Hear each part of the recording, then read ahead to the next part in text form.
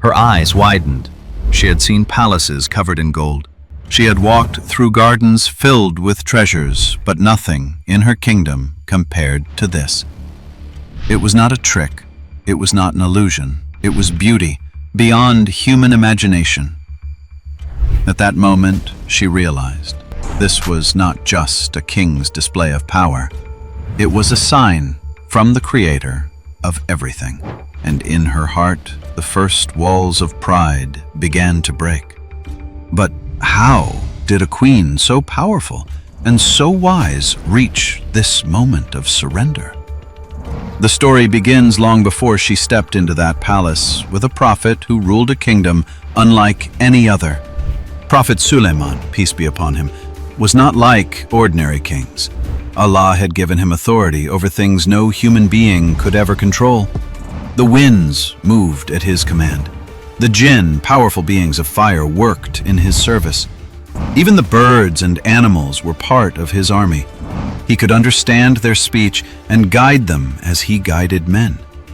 His dominion was vast, stretching across lands, seas, and skies. But with all this power, Sulaiman never became arrogant. He never forgot where his strength came from.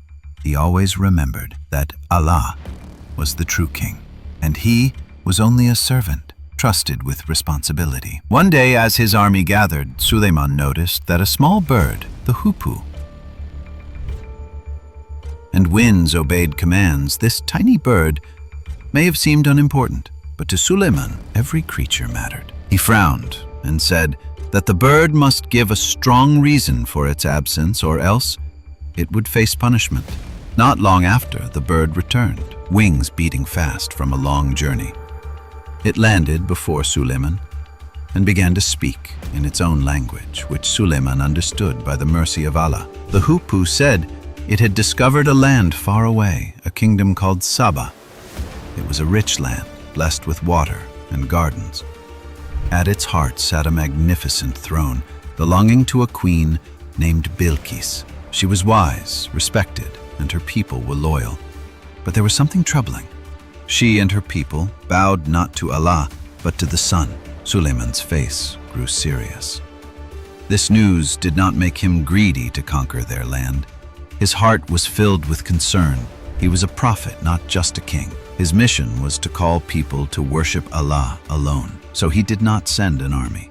He did not unleash the winds or the Jinn. Instead, he wrote a letter. The words were simple but powerful. Do not rise against me. Come to me in submission to Allah. Far away in Saba, Queen Bilqis sat upon her golden throne. The hall was filled with her advisors and ministers. She unfolded the letter and read its words carefully. Her eyes narrowed. This was no ordinary message. It came from a man who claimed to be more than a king. Her advisors reacted quickly. Their pride burned. We are strong, they said. We are ready for war. Give us the order and we will fight. But Bilqis was not quick to anger. She was wise and thoughtful. She knew a king who sends a letter instead of soldiers is not like other rulers. She wanted to test him. Meanwhile, in his court, Sulaiman prepared another sign for her. He turned to his assembly and asked, "Who will bring me her throne before she comes to me?" A powerful Jinn stepped forward. With pride, he said, "I will bring it before you rise from your seat." That was a great feat. But then, a man who had knowledge from the Book of Allah stood quietly and said, "I will bring it before your eye blinks." And in the blink of an eye, it happened. The throne of Bilqis, far away in Saba, appeared in Sulaiman's court. The people gasped. Even the Jinn were humbled. Sulaiman did not boast. He bowed his head and said, "This is from the favor of my Lord to test me whether I give thanks or act ungratefully." After many days, Queen Bilqis reached Sulaiman's palace. She entered with dignity, but inside she was curious. What kind of man was this king prophet? What kind of power did he hold? As she walked through the court, her eyes fell on her throne. She stopped. Her heart raced. This looks like my throne, she thought. But then she noticed small differences. The design was not exact, but it was almost the same. Her voice was steady, but her heart was trembling when she said, "It is as if it is the same." Her wisdom was clear. She did not deny what was in front of her, but she also knew something greater was happening. Her mind opened, her heart began to soften, and then came the moment that would change her forever. She stepped into Sulaiman's palace.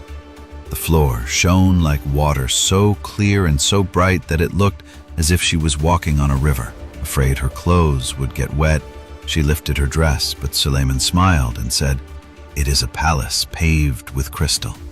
Her eyes filled with wonder. This was not human work. This was not a trick. This was a sign from the Creator.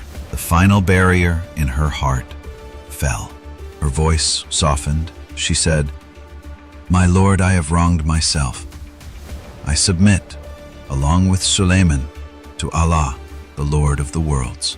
Her words were not of defeat.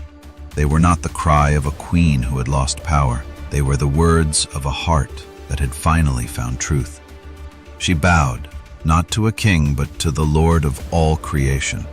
From a bird carrying a letter, to treasures rejected, to a throne moved in the blink of an eye, to the shining crystal palace, each step had guided her from pride to belief, from doubt to surrender.